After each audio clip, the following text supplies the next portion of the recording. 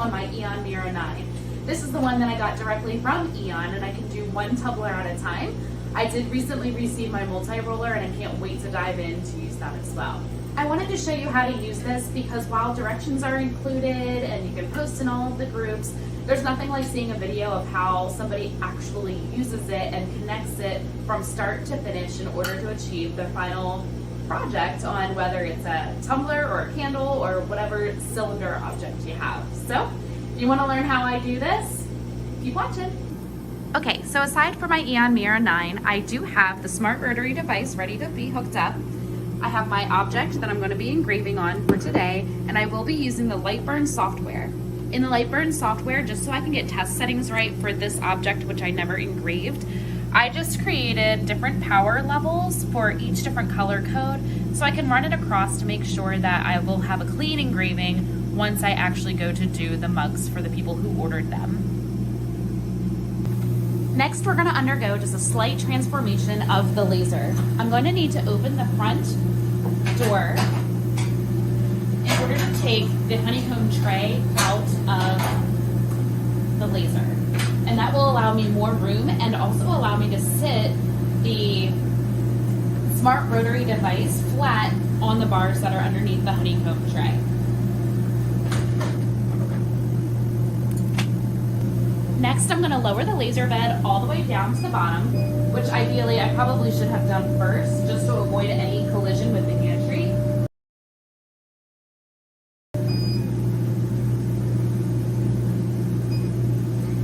And then you can close this or you don't have to. I'll probably actually just leave it open so you guys can see better and more clearly in the video. And then I'm going to take my Smart Rotary device and I'm going to put it in, set it on the laser bed. But I'm not going to plug it in just yet. That'll actually be the last thing that I do before I'm ready to engrave. Now on the Smart Rotary, we have 4 different wheels that will help move the cylinder object. So we're going to want to make sure that they are level. Now the last thing I engraved were wine tumblers, so these wheels are pretty close together.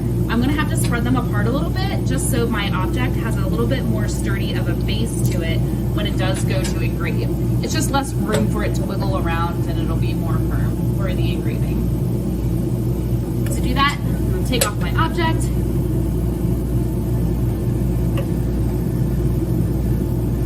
And just move these on down with my Allen wrench.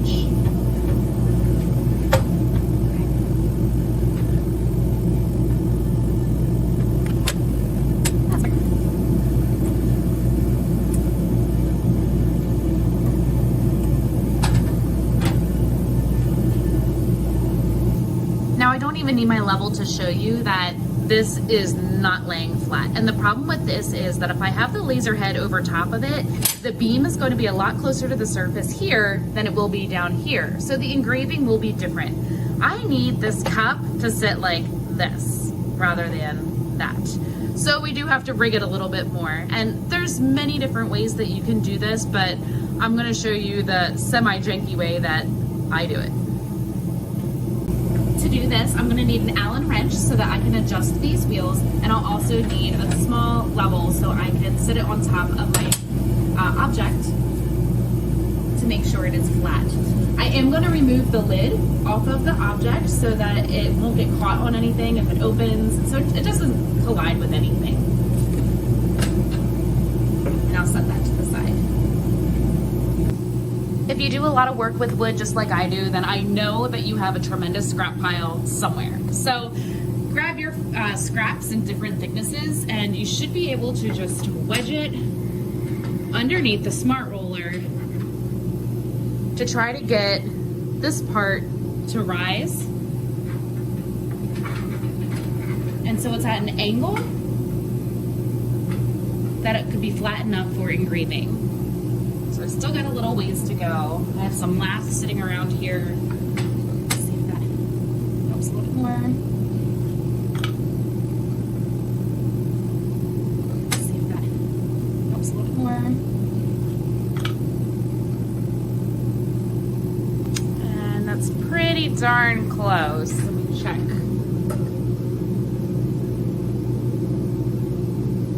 All right, so I need just a little shim. Stick in there at this point.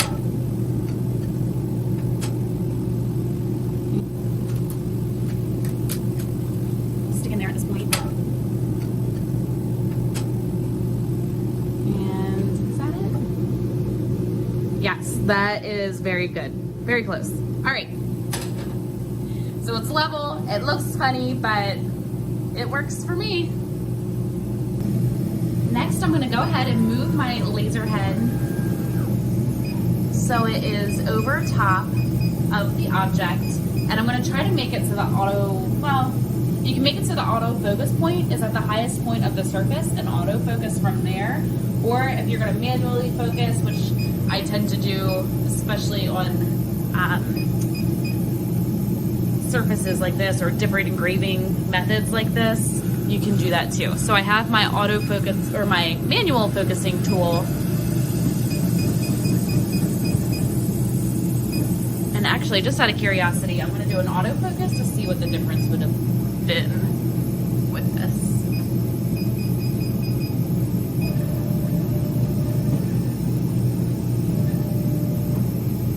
Okay. Next, you're gonna wanna move that laser head exactly where you want the center of your engraving to be. You can move it top to bottom, you can put it in the middle. I usually always put my artwork in the middle for the origin point, just so that I can see visually the space around what will be engraved. Once the laser head is midpoint or roughly where I want it to be, I'll come over to my laser and hit the origin button, which is one step that I forget quite often, and it can lead to other issues before I change the settings of my machine. So I hit origin, which now makes this very spot on my laser the home point for the laser head. All right, I already have my file loaded, and I've showed you briefly that I just made a couple different dots and wrote down on here, this is what it's gonna look like at 400 speed, 35 power, and I did the same speed all the way down to 15 power. One important thing to note is that when you have your artwork on the screen, especially in Lightburn, you are going to have to rotate it in the direction that it's going to appear on your laser bed. So right now, if I sent this file over to my laser, it's going to be on the cup up and down. So it would essentially wrap around the cup because that's the direction it's going in my software. Of course, my air compressor kicks on right now. All right, so I'm turning this sideways. So because my cup is laying sideways, you'll be able to see my engraving go from top to bottom on the cup itself. From there, I need to go to edit, and then machine settings. And I need to load my settings that I have set for a 4-wheel Smart Rotary. And this, if you have an Eon laser, came in the flash drive that supplemented the laser when it arrived. I'm gonna load them up. I need to usually scroll to the bottom and make sure that it's at the origin point, because that's the point that I set it at. I think naturally on mine it says absolute origin, which means it will go to the far back right corner of my laser. So I need to change it to where it says origin, click right in order to make the settings official, and then click OK. And now it should be ready to be sent over to the laser. So I'm gonna come over here, hit send. I just give a generic name for all of my files so they don't get clustersome. I think I make up words a lot. And then it's sent. So let's head on back to the laser. The final step in this rotary attachment hookup would be to take this, and down here where it says rotary, you want to plug that in. When you plug this in, it completely disables the ability to be able to move your laser head and your gantry back and forth or up and down your y-axis. You can only move it left and right.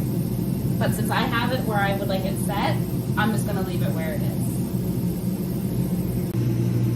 So for me, I just need to go to File. There's my file sitting there. All my different settings that you saw on the computer screen. And I'm going to frame just to make sure that the artwork is where I'm going to want it to be.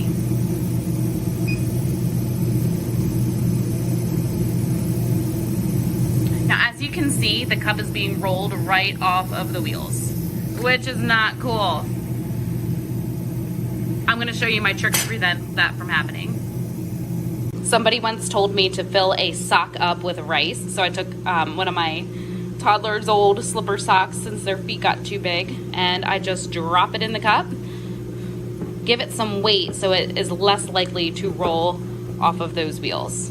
Let's take it back. Okay, so now that I put the sock in there, I'm going to reframe it just to make sure that we're good to go, and then we'll go from there. The framing looks good, so it's time to engrave.